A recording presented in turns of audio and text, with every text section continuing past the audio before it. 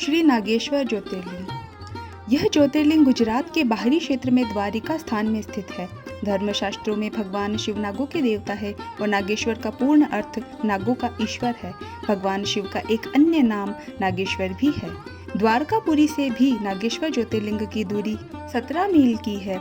इस ज्योतिर्लिंग की महिमा में कहा गया है कि जो व्यक्ति पूर्ण श्रद्धा और विश्वास के साथ यहाँ दर्शन के लिए आता है, उसकी सभी मनोकामनाएं पूर्ण हो जाती है।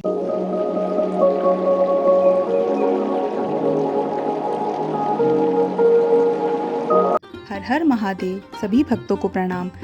दोस्तों, 12 ज्योतिर्लिंग की जो श्रृंखला चल रही है कथाओं की अपने इस चैनल पर, उसमें आज लेकर प्रस्तुत है श्री नागेश्वर ज्योतिर्लिंग की महिमा, उसका वर्णन। तो दोस्तों, एंड तक वीडियो जरूर से देखिएगा। बहुत ही रोचक और ज्ञानवर्धक कहानी है। तो बिना किसी देरी के वीडियो शुरू करते हैं। हर हर महादेव। भगवान शिव का यह प्रसिद्ध ज्योतिर्लिंग गुजरात प्रांत में द्वारकापुरी से लगभग 17 मील की दूरी पर स्थित है। इस पवित्र ज्योतिर्लिंग के दर्शन की शास्त्रों में बड़ी महिमा बताई गई है। कहा गया है कि जो श्रद्धा पूर्वक इसकी उत्पत्ति और महात्म की कथा सुनेगा, वह सारे पापों से छुटकारा पाकर समस्त सुखों का भोग करता हुआ अंत में भगवान शिव के परम धाम को प्राप्त करेगा। इस ज्योतिर्लिंग के संबंध में पुराणों में यह कथा वर्णित है। सुप्रिय नामक एक बड़ा धर्मात्मा और सदाचारी वैश्य था। वह भगवान शिव का अनन्य भक्त था। वह निरंतर उनकी आराधना, पूजन और ध्यान में तल्लीन रहता था। अपने सारे कार्य वह भगवान शिव को अर्पित करके करता था। मन, वचन, कर्म से वह पूर्णतः शिवार्चन में ही तल्लीन रहता था।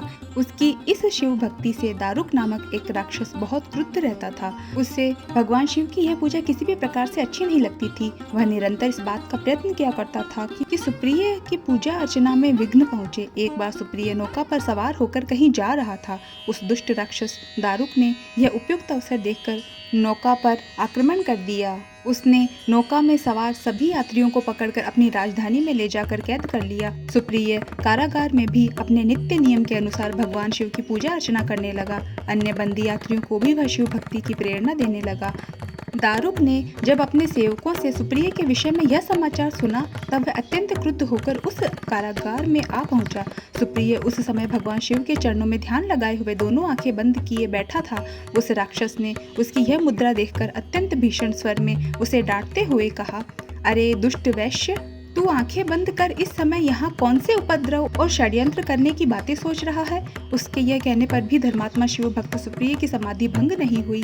अब तो वह दारुक राक्षस क्रोध से एकदम पागल हो उठा। उसने तत्काल अपने अनुचरों को सुप्रिय तथा अन्य सभी बंदियों को मार डालने का आदेश दे दिया। सुप्रिय उसके इस आदेश से जरा भी विचलित और भयभीत नहीं हुआ। वह एकाग्र मन से अपनी और अन्य बंदियों की मुक्ति के लिए भगवान शिव से प्रार्थना करने लगा। उसे यह पूर्ण विश्वास था कि मेरे आराध्य भगवान शिव जी इस विपत्ति से मुझे अवश्य ही छुटकारा दिलाएंगे। उसकी प्रार्थना सुनकर भगवान शंकर जी तत्क्षण उस कारागार में एक ऊंचे स्थान में एक चमकते हुए सिंहासन पर स्थित होकर ज्योतिर्लिंग के रूप में प्रकट हो गए। उन्होंने इस प्रकार सुप्रिय को दर्शन देकर उसे अपना पाशुपतास्त्र भी प्रदान किया। इस अस्त्र से राक्षस दारुक तथा उसके सहायक का वध करके सुप्रिय शिवधाम को चला गया। भगवान शिव के आदेशानुसार ही इस ज्योतिर्लिंग का नाम नागेश्वर पड़ा। बोलिए श्री नागेश्वर ज्योतिर्लिंग की जय। ओम नमः पार्वती पतये।